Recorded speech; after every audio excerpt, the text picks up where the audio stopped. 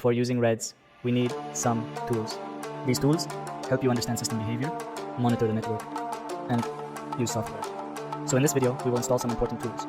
First, the software we need to install is called ASP.NET. So let's install it. After that, the software we need to install is called Windows Desktop Frontend. Let's install it.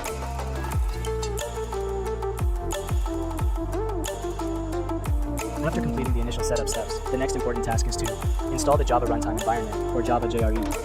This software is crucial for running Java applications on your computer.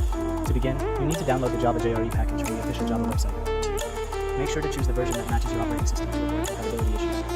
Once the download is complete, open the installer file. The installation user will guide you through the process, which includes agreeing to the terms and conditions. It's important to read these terms carefully before. So, in this video, all the tools we have installed can be downloaded from Google. If anyone faces